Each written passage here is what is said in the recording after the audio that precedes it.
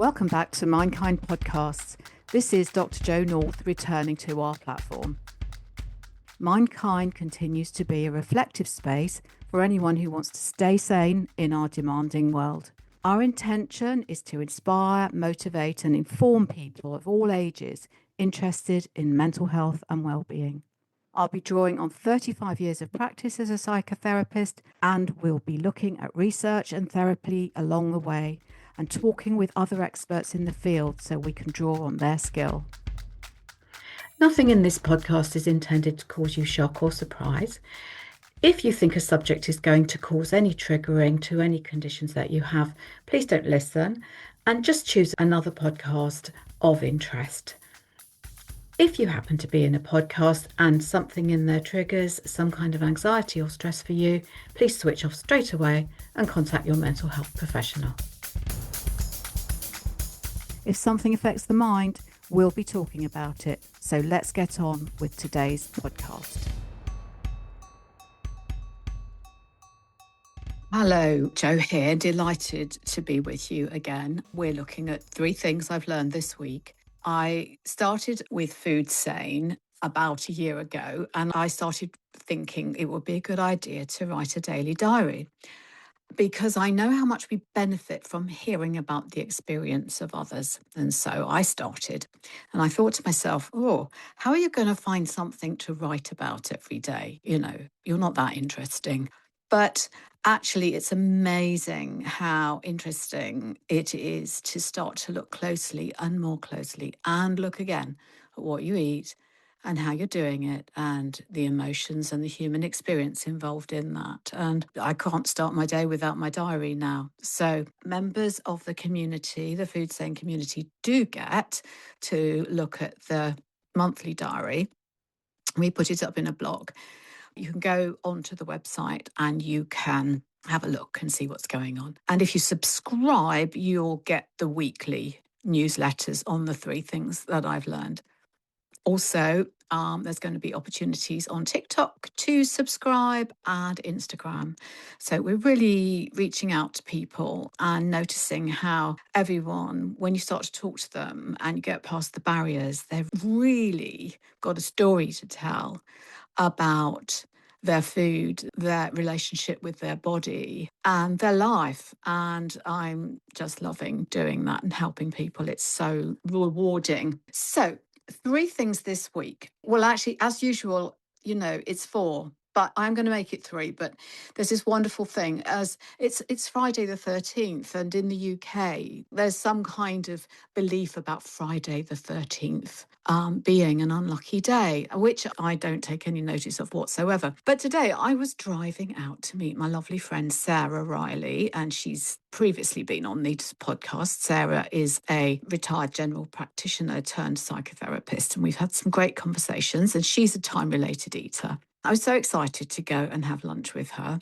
Going down the motorway, everything stopped, and sadly there was an accident probably a mile down. There was a mile of traffic, and so I stopped the car, and I thought I was so pleased with myself. I started early, there was plenty of time, but there was a queue there. I was stuck in it for 2 hours, and then it took me another half an hour to get through all of the squeezy traffic to get off the motorway, by which time it was too late to meet with Sarah. But we had a little conversation on our texting. I ended up, by the way, missing lunch with her. I was absolutely ridiculously hungry. And so I stopped off at McDonald's and I had a quite nice fillet of fish and some fries. It did fill me up. It was all good enough food. So that was good. But Sarah started to tell me about a book that was changing her life. And I said, you've got to tell me exactly what that's called. And that is The Brain at Rest by Joseph Gibelli. And I think that I recommended that book to you all about 2 podcasts back. So, she was finding that the impact of being told, you really do need to rest your brain in order to have good health. For somebody like her, who's a bit of a workaholic, somebody like me who's a bit of a workaholic, we need telling. So that was exciting. And, I thought to myself, I'm stuck in this car for 2 hours.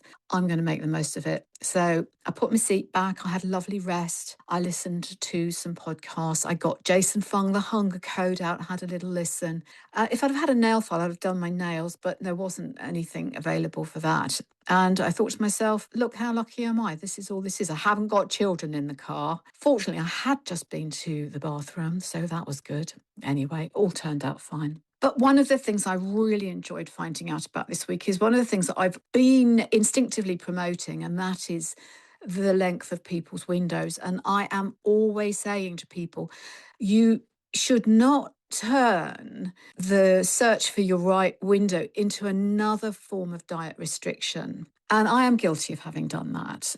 It's just like, how short can my window be? I have to confess, that's how I went into this. And there's nothing clever about that. I was sort of thinking, oh, my window's about 4 hours, and then it got to be 5 hours. And as you know, if you'll have read my diary, I've had a little bit of surgery over the last 6 months, and I've had some problems with having a hip replacement and discomfort. And as a result, I've had to take medication, and as a result, I've had to extend my window because most of that medication you can't take on an empty stomach. And that's been a good thing. I have not put on weight. I have felt comfortable. I have not eaten more. I have actually sort of just accommodated that eating time in a relaxed way. I think my nervous system is calmer. Now, look, I know some people are fine on a very short window, and some people actually thrive on it. Or you may be fine on it for a short period of time or for a period of time. But, as somebody asked in our group this week, our meeting that we have for community members, we meet once a month online, and one of our members said, look, can you sort of play around with the size of your window, or can you change it around? And you have to have it at the same time. And, that's my big thing about time-related eating, is it's totally flexible. Of course, you can change it around, and you can experiment with what is right for you, whether you don't have to stretch it sometimes or you have it shorter at others. But the beautiful thing is that you don't fail. You just had a wider window one day. And there was some research out in the Times, which I do read because my husband gets it. So I say to him, he has a task. He has to go through and find anything related to eating. Anyway, Petter B, who is one of their health journalists, wrote up a piece of research from Northwestern University in America that was published in the American Heart Association Journal. And it confirms that a simple 12-hour overnight fast can deliver real metabolic benefits. So, study of about 2,000 people found that the metabolism was better, the cardiovascular system was improved, the gut and brain axis was improved, and no extreme fasting was required. So, with regard to time frame advice, the one thing that did come out of that piece of research was that eating earlier in the day actually supports weight regulation and appetite control. So that is, again, an instinct of mine, that front loading calories earlier in the day probably works better for you. But I'm not prescribing that because I actually don't think it matters. What really matters is getting that window with a clean fast and downtime from food either side. And if you are a later eater, I don't think you need to get in a fix over that, because one thing is for sure, that within the Foodsane community, we're making people sane. We're not making them more and more anxious and more worried, more and more orthorexic because of fears over food. And that's not what we're doing. We're soothing down the nervous system. We are soothing the brain. We are resting. We are calmer. That's what we're doing. So don't worry if you're not a front loader, an early hours front loader. But apparently there are studies that show that eating after 8 p.m. is not quite so effective, but eating food before 8 p.m. supports the body's overnight restoration of itself. So we know the body cleans up when we have a rest from food. So the evidence is clear that a humane and compassionate approach in time-related eating is going to improve your overall health and well-being, even if it's a short window of 12 hours while you sleep. So that should be encouraging.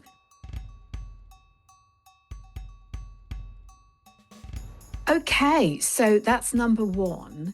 Number two is a really interesting thing. Somebody bought us a gift for Christmas, and it was tickets to go to see a comedy show in Taunton, which is about 20 miles from us. And it was the British comedian Jeff Norcott, who is very popular throughout the UK. He has a podcast, so I'm sure even if you're in America or Australia or Europe, you can get his podcast. I find him a very sensitive observer of life and relationships, and his theme is what most people think, and he actually sort of says what people are thinking, and obviously that's going to make you laugh, isn't it? Anyway, so we went along. It was after work. We were tired. It was one of those midweek evenings, and I thought, oh, maybe I need to just have a rest. But no, we went. We got in the car. And he just was so funny. I think I laughed constantly for about an hour and a half. And my face ached from laughing. But I noticed what a lift that was. He must have been exhausted. But anyway, that's the comedian's life. I thought about it and I thought, okay, that's the oxytocin list, isn't it? That's the dopamine and the great laughing hormones and the endorphins that reduce stress, reduce pain. And I was only talking the other week about reducing the depressive tendency and helping the brain switch to a sense that peace is in the world. If we lived in primitive times and we were under attack from a tribe, we wouldn't probably be laughing. But if we had times of peace, we'd be having fun and we'd be, dancing and laughing and making sure that we had joy in our systems. I don't know why I'm saying that, because I know at the moment globally there's unfortunately some rather difficult fighting going on. And I am going to say to you this, and I'm not going to comment politically because that's always a mistake, but I'm going to say this, that we get deeply affected by hearing about war, and children do, especially there, and they do pick up on it. They know, they can hear what's going on. I have a lot of children in my workroom who will talk to me about, is there going to be a war and what's going to happen? They're very, very worried. But I think the really important thing is to be able to say, look, that is happening there. We're not pleased about it. But right now in my life, I am safe and all is well. Because I think that it doesn't mean to say you can't do what you can. I mean, there might be ways that you can give to charity or something, or if you're a person of faith, you might pray for people. But the thing is, there's so many opportunities to make yourself unhappy, get yourself stressed, and unconsciously make your whole brain and nervous system believe that you're under attack. And if you do that, one of the ways you're going to protect yourself is to grab food. And the brain is going to say, I need to put on weight because I don't know what's going to happen. And so the brain is kind of compelling us to eat. So the more we've got these positive hormones in our system, the better. And if we can induce them through listening to funny people, then that's marvellous. Particularly funny people that might make jokes about difficult things, which I think's really clever and very, very useful. So serotonin in the system will lift mood and it will lower cortisol, particularly if you're worried about things like war. And that sense of being at one with the world. And if you're at one with the world, you're also at one with your body, and the body-mind sit together comfortably enough. So oxytocin is the icing on the cake of life, and joy is the reward that you get. And it's also part of the mechanism for helping you get better. And I openly in my diary write about how I am really trying to look for more opportunities for joy. I work in a field where difficult things happen. I work in a field where people feel unhappy, and I'm very at home in that field. I love helping people. So that's not a complaint, but I need to be careful that I don't get lost in that. Otherwise, that's the recipe for burnout, and that I find opportunities and even actually carve out and force opportunities for a good time. So in my actual diary of events on a daily basis, one of the reminders that I have in tasks is make more room for positive events. And I have to look at that every day and I have to answer it, which is a jolly good way to make yourself get in the habit of doing something that will shape your life. So joy is a genuine metabolic strategy. And that's my second piece of learning for this week.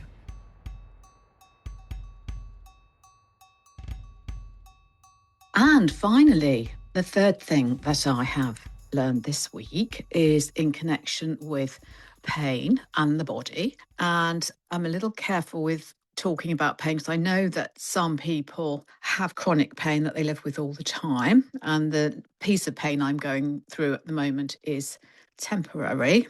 But I'm noticing, because in Foodsane, we notice what goes on in the body. So I have had very painful spasms in my upper thigh. And I think that what I want to talk about is the way that pain can shape our food choices in ways that we might not notice. What actually happens in the brain when we're in pain? Mostly, the brain is putting out all of the emergency type hormones. And so our regulation of ourselves will be impaired if we're in pain. And mostly the stress hormone is out there, increasing our cortisol in our system. And you may notice if you're in pain that you get some negative emotions more easily. So I found, for example, that I was incredibly short-tempered, short fuse, which is not generally like me. So that sort of upset me because I wasn't myself. In addition, there was a hypervigilance and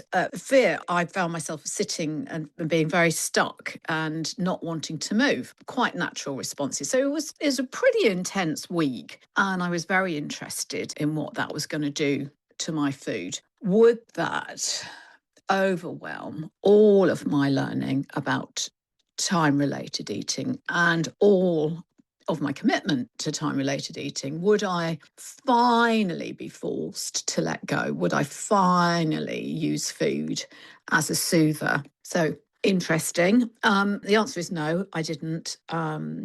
Actually, overeating would not have helped me at all. I found that resting and relaxing helped me. And in fact, just to give you the good news, the whole thing has taken a few weeks, but it's actually getting better now. So that's all good. But I know that people go through periods of chronic pain or a lifetime indeed of chronic pain. And I think that we need to be very mindful. If we are that kind of person having that experience, we need to be very mindful. Lots of compassion, a lot of awareness about how that might make us very unconscious about food choices. And in fact, how the brain, in its automatic tendency, might push us into thinking, look, I'm in a crisis, therefore I need to eat in order to survive. And again, all of the usual Foodsane direction is there for compassion for the self, taking a look and seeing what changes you can make that help you through this, doing what matters right now. So this is Foodsane in action this week. And what was needed was flexibility, not more rigidity. Pain created enough rigidity, and I needed to find ways to flexibly get through it, to be compassionate to myself, because one of the things that I was doing was it's all my fault that I'm in pain, and I think we always ask that question, why? And I often say to people, maybe you're asking the wrong question. Maybe the question is how. How do I get through? And I saw 3 medics last week and they gave different accounts of what might have happened. And the question wasn't really why. We're not really clear on that. Why did my muscles suddenly decide they weren't going to work for me? It was more how. How are you going to do this? And that was a good question. So it told me more about not punishing myself, trying to relax, deal with myself in a humane way. And flexibility is the strength of time-related eating. It's not its weakness. So I keep testing this lifestyle choice and I keep finding science that is going to reinforce this view. And I keep finding it bounces back to me and says, this does work, which is good, which is great. So that's the three things that I've learned this week. First of all, that the science backs a really comfortable eating window. We can relax. We don't have to turn an eating window into just another way of restricting and dieting. Okay, to all of those, including myself, who have done that.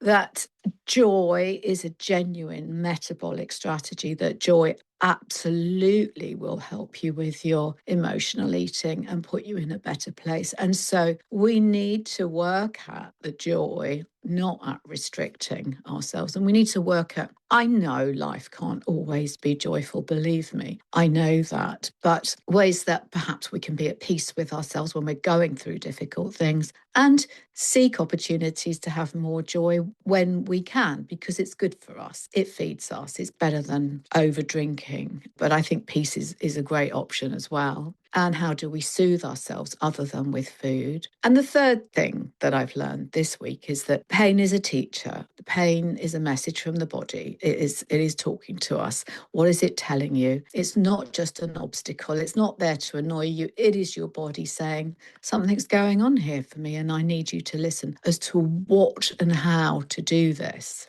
So that's really great learning and I hope it helps you. So just to say, if we've got any new members listening to the Foodsane podcast today, first of all, you're really welcome and it's great to have you with us. If you have noticed me talking about a window and you have no idea what on earth I'm talking about, do go to www.foodsane.co.uk. I've done an introduction to time-related eating there, and that's for free.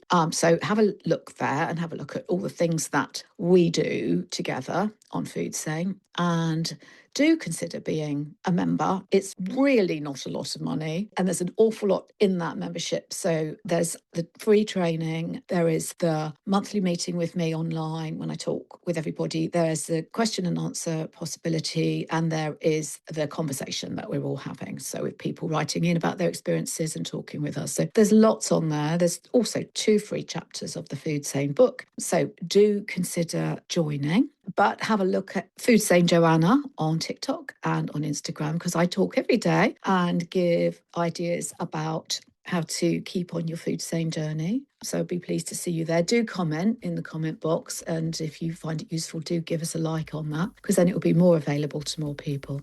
I'm already looking forward to what I learned this week, and I hope that you have a fantastic Foodsane week and live at peace with your mind and body. See you soon. Bye now.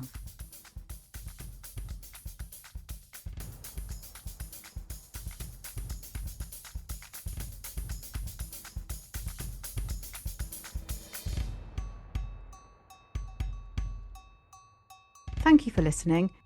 Check out the next episode on our platform. Don't forget, I'm a doctor of psychotherapy, not medicine or clinical psychology. My expertise lies in the field of applied psychology through psychotherapeutic models of practice. This podcast is not intended for diagnosis or treatment of any kind. If you are concerned about your mental health, do consult your doctor, who will guide you. If you are ever in a mental health crisis within the UK, dial 999. In all other parts of the world, check your mental health facilities or turn to someone who will support you.